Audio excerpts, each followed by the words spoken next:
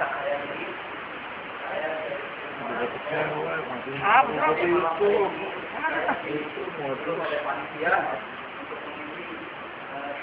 pembuatan PKB.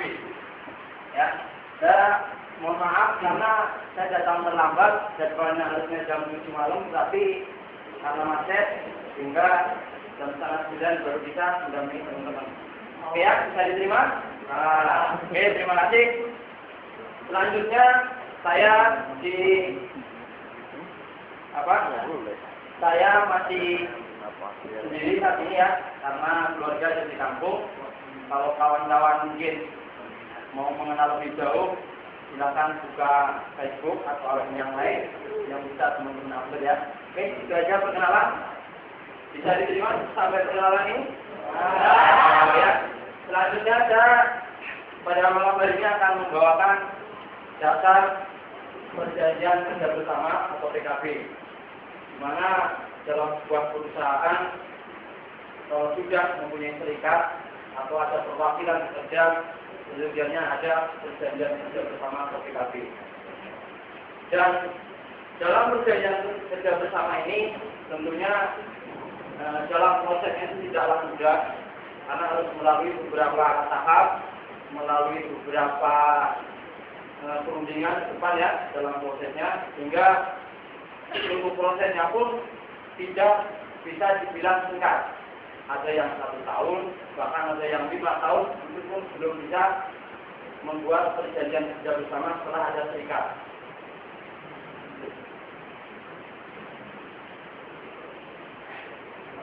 Oke ya. Selanjutnya adalah pengertian. Sebelum kita melangkah lebih jauh tentang perjanjian kerja bersama, kita tentunya harus lebih dekat dulu dengan apa itu perjanjian kerja bersama atau yang sering kita kenal dengan PKB.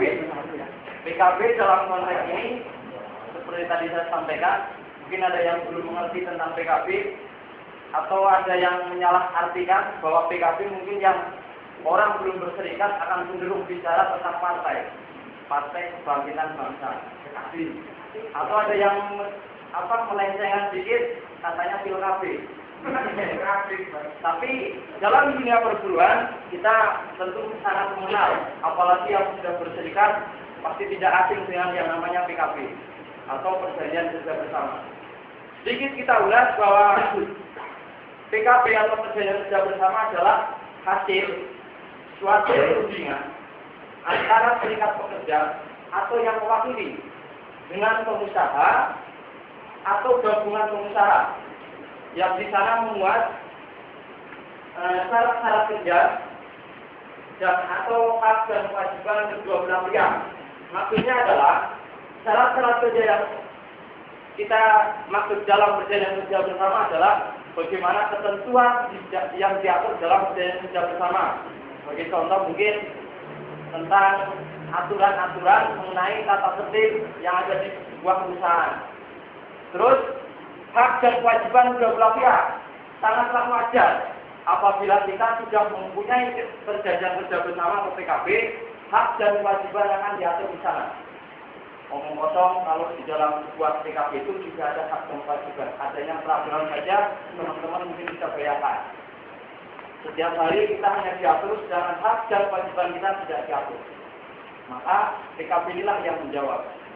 Dengan PKB, hak dan kewajiban kedua belah pihak akan masuk ke dalam dan dijadikan sebagai perundingan di sana untuk mendapatkannya.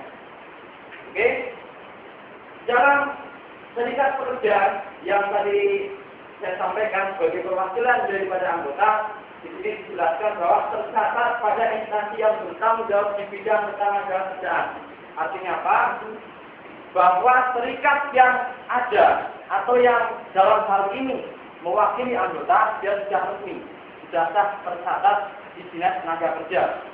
Mungkin kalau kawan-kawan di sini salah satu anggota atau dalam hal ini berserikat, tentu ada pencatatannya.